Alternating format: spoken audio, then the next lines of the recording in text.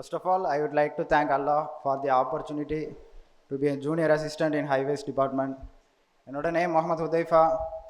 நான் வந்துட்டு இங்கே என்ன ஷேர் பண்ண போகிறேன் அப்படின்னா, நான் எப்படி ஃபீல்டுக்குள்ளே வந்தேன், எப்படி ஃபீல்டில் ட்ராவல் பண்ணேன், எப்படி சக்ஸஸ் பண்ணேன் அப்படிங்கிறது தான்.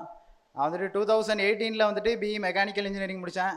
இன்ஜினியரிங் முடிச்சுட்டு 2 வருஷம் வந்துட்டு சென்னையில் வந்துட்டு ஒர்க் பண்ணிட்டு இருந்தேன் ஹுண்டாயோட வெண்டரில், குவாலிட்டி கண்ட்ரோல் டிபார்ட்மெண்ட்டில். ஜாப் வந்துட்டு அப்படியே போயிட்டு இருந்துச்சு, ஒன்றும் தெரியல. அப்புறம் வந்துட்டு அங்கே ஒர்க் பண்ணிகிட்டு இருக்கும் வயசில் கொஞ்ச நாள் எங்கள் பெரியப்பா வீட்டில் ஸ்டே பண்ணியிருந்தேன். அவர் வந்துட்டு மெட்ராலஜிக்கல் டிபார்ட்மெண்ட்டில் ஒர்க் பண்ணி ரிட்டையர்ட் ஆயிருந்தார் அந்த டைமில். அவர் வந்துட்டு என்கிட்ட வந்துட்டு ஒவ்வொரு டைமும் வந்துட்டு இந்த கவர்மெண்ட் எக்ஸாம் பற்றி அவேர்னஸ் கொடுத்துட்டே இருப்பார். ஆனால் நான் வந்துட்டு அந்த டைமில் அதை பற்றி பெருசாலாம் வந்துட்டு கண்டுக்க மாட்டேன். இவர் வந்துட்டு உயிரை போட்டு வாங்கிட்டு இருக்காரு அப்படின்னு சொல்லிட்டு தட்டி கழிச்சிட்டே இருப்பேன். அப்புறம் வந்துட்டு ஒரு காலத்தில் வந்துட்டு கோவிட் லாக்டவுன் போட்டாங்க. ஊருக்கு வந்தேன். ஊருக்கு வந்துட்டு 15 டேஸில் வந்துட்டு திரும்ப போயிடலாம் அப்படின்னு நினச்சிட்டு இருந்தேன். அப்போ வந்துட்டு 15 வந்துட்டு 30 ஆச்சு, அப்படியே எக்ஸ்டெண்ட் ஆகிட்டே போயிட்டே இருந்துச்சு. கிட்டத்தட்ட ஒரு 8 months ஆயிடுச்சுது. அந்த டைமில் வந்துட்டு நான் வந்துட்டு கனிமுருகன் சாரோட கிளாஸை வந்துட்டு யூடியூப்பில் பார்த்துட்டு இருந்தேன். சைட் பை சைடில் அப்படி சும்மா அப்படி பார்த்துட்டு இருந்தேன். அதிலே வந்துட்டு ஃபுல் டைமாக வந்துட்டு இது பண்ணி நோட்ஸ் எடுக்க ஆரம்பித்தேன். ரெண்டாவது ஒரு 8 months கழித்து வந்துட்டு கம்பெனியில் கூப்பிட்டாங்க. நான் வந்துட்டு போயிட்டு ரிசைன் லெட்டர் கொடுத்துட்டு வந்துட்டு அகாடமி வந்து ஜாயின் பண்ணிவிட்டு இந்த மாதிரி குரூப் 2க்கு ப்ரிப்பேர் பண்ணலாம் அப்படின்னு சொல்லிட்டு வந்தேன். ஆனால் வந்துட்டு குரூப் 2 வந்துட்டு ஃபுல் எய்ம் வந்துட்டு குரூப் 2 தான். குரூப் 2ல் அதுவும் முனிசிபல் கமிஷனர் தான் ஆகணும் அப்படின்னு சொல்லிட்டு பிளான் பண்ணி வச்சுருந்தேன். ஆனால் வந்துட்டு அந்த டைம்லேயும் செகண்ட் லாக்டவுன் போட்டாங்க. ஃபுல்லாக வந்துட்டு கிளாஸ் வந்துட்டு ஆன்லைனில் எடுத்தாங்க. அந்த கிளாஸ் ஃபுல்லாக வந்துட்டு அட்டன் பண்ணிவிட்டு அந்த டைமில் வந்துட்டு எனக்கு இன்ஸ்டியூஷன் வர முடியல. ஏன்னா வந்துட்டு பொருளாதார ரீதியான ஒரு நெருக்கடி. அப்போ வந்துட்டு அந்த டெஸ்ட் பேட்சை வந்துட்டு யூடியூப்பில் வந்துட்டு கண்டக்ட் பண்ணாங்க. யூடியூப்பில் கண்டக்ட் பண்ண அந்த டெஸ்ட் பேட்சை வந்துட்டு ஃபுல்லாக வந்துட்டு அட்டன் பண்ணேன். டெஸ்ட் பேட்ச் வந்துட்டு முடிச்சுட்டு ப்ரிலிம்ஸ் எக்ஸாம் எழுதிட்டு வந்தோடனே வந்துட்டு எனக்கு சாட்டிஸ்ஃபைட் ஆகுது. அதாவது வந்துட்டு நம்ம வந்துட்டு கிளியர் பண்ணிடுவோம் அப்படின்னு சொல்லிட்டு, எக்ஸாம் வந்துட்டு கிளியர் பண்ணிடுவோம் அப்படின்னு சொல்லிட்டு ஃபுல் நம்பிக்கை. அதனால் வந்துட்டு இங்கே வந்துட்டு மெயின்ஸுக்கு வந்துட்டு எப்போ கோர்ஸ் போடுவாங்க அப்படின்னு சொல்லிட்டு வெயிட் பண்ணிட்டு இருந்தேன். மெயின்ஸுக்கும் வந்துட்டு கோர்ஸ் போட்டு அடுத்த நாளே வந்து ஜாயின் பண்ணிவிட்டு வந்துட்டு ஒரு 2 மாதம் தான் ப்ரிப்பேர் பண்ணேன். அதுக்கப்புறம் வந்துட்டு என்னாச்சுன்னா ஒரு பெரிய டிஃபிகல்ட்னஸ் வீட்டில், அதாவது கண்டினியூஸாக படிக்க முடியல. எக்ஸாமும் வந்துட்டு ஒரு 8 months கழித்து தான் வரும். ரிசல்ட்டு ப்ரிலிம்ஸ் ரிசல்ட்டும் வந்துட்டு ஒரு 8 monthsக்கு மேலே ஆகும் அப்படிங்கிற மாதிரி ஒரு நியூஸ் வந்துச்சு. சரி, ஒரு ஒர்க்குக்கு போயிடலாம் அப்படின்னு சொல்லிட்டு அந்த டைமில் வந்துட்டு நான் இந்த ஃபீல்டில் ட்ராவல் பண்ணும்போதுலேயே ஃபுல்லாக வந்துட்டு ஒர்க்கு தான்.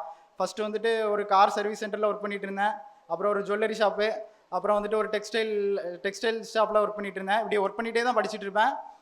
அங்கே கடைக்கு போகிற டைமில் வந்துட்டு நான் ஃபோனில் வந்துட்டு ஃபோட்டோ எடுத்துகிட்டு போயிடுவேன். எல்லாத்தையும் ஃபோட்டோ எடுத்துகிட்டு போயிட்டு எப்போ ஃப்ரீயாக இருக்கிறோன்னா அந்த டைமில் வந்துட்டு கடையில் வச்சு அப்படி பார்த்துட்டு இருப்பேன். ஏன்னா வந்துட்டு நம்ம வந்துட்டு படிக்கிறது தெரிஞ்சிச்சுன்னா அப்படின்னா கண்டிப்பாக வந்துட்டு நம்மளை சும்மா இருக்க விட மாட்டாங்க, ஏதாவது வேலை வாங்கிட்டே இருப்பாங்க. அதனால் வந்துட்டு நான் வந்துட்டு கேம் விளாட்ற மாதிரி தான் தெரியும் அதில் வந்துட்டு ஃபோனில் வந்துட்டு. ஆனால் வந்துட்டு படிச்சுட்டு இருப்பேன். அப்போ வந்துட்டு ப்ரிலிம்ஸ் ரிசல்ட் வந்துச்சு, கிளியர் பண்ணிட்டோம். இப்போ வந்துட்டு மெயின்ஸுக்கு வந்துட்டு ஃபுல்லாக வந்துட்டு 2வது வந்துட்டு படிக்கிறேன். திரும்ப வந்துட்டு ப்ரிலிம்ஸ் ரிசல்ட் வந்ததுக்கப்புறம் ஒரு 3 மாதம் தான் டைம் இருக்குது. நான் மெயின்ஸுக்கு ப்ரிப்பேர் பண்ணுறேன். ஏன்னா வந்துட்டு ஃபஸ்ட்டே வந்துட்டு ஒரு 8 months வேஸ்ட் பண்ணிட்டேன். அப்புறம் வந்துட்டு திரும்ப அந்த 3 மாதம் தான் இருக்குது. அந்த 3 மாதத்தில் வந்துட்டு ப்ரிப்பேர் பண்ணுறேன். ஃபுல்லாக வந்துட்டு ப்ரிப்பேர் பண்ணியாச்சு. சரி, இப்போவும் வந்துட்டு எனக்கு ஒரு நம்பிக்கை, நம்ம மெயின்ஸ்லேயும் கிளியர் பண்ணிடுவோம் அப்படின்ட்டு. மெயின்ஸ் எக்ஸாம் வந்துட்டு நடந்து கிட்டத்தட்ட ஒரு 1 yearக்கு அப்புறம் தான் வந்துட்டு ரிசல்ட்டே விட்டாங்க. ரிசல்ட்டை பார்த்தோன்னே ஒரு மாதிரி ஷாக் ஆகிட்டு, அதாவது என்ன இவ்வளோக்குள்ளே, அதாவது யூஆர் நாட் எலிஜிபிள் அப்படின்னு வந்துருச்சுது. நம்ம இவ்வளோக்குள்ளே எஃபோர்ட் போட்டோம், நமக்கு கிடைக்கல அப்படின்னு சொல்லிட்டு சரியான அழுக. வாழ்க்கையிலே அந்த மாதிரி அழுதுருக்க மாட்டேன். வீட்டில் போயிட்டு அழுதேன். வீட்டில் பார்த்துட்டு எல்லாருமே ரொம்ப ஒரு மாதிரி ஆகிட்டாங்க, என்ன இப்படி உட்காந்துட்டு இது பண்ணிகிட்டு இருக்கான் அப்படின்ட்டு. அதுக்கப்புறம் வந்துட்டு நான் வந்துட்டு இந்த ஃபீல்டை விட்டு வெளியே போயிடலாம் அப்படின்னு தான் பிளான் பண்ணிட்டு இருந்தேன். வேறு ஏதாவது ஒரு ஜாப் ஃபாரினுக்கு எல்லோரும் சொல்கிறாங்க, அதேமாதிரி ஃபாரினுக்கு போயிடலாம் அப்படின்னு சொல்லிட்டு.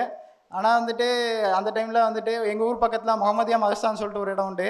அங்கே அசார் பாய் வந்துட்டு எனக்கு கால் பண்ணி, இந்த மாதிரி தம்பி இங்கே ஒரு 10 பேர் வந்துட்டு ஒன்றா உட்காந்து குரூப்பாக படிச்சுட்டு இருக்காங்க, நீ வந்து படி அப்படின்னாங்க.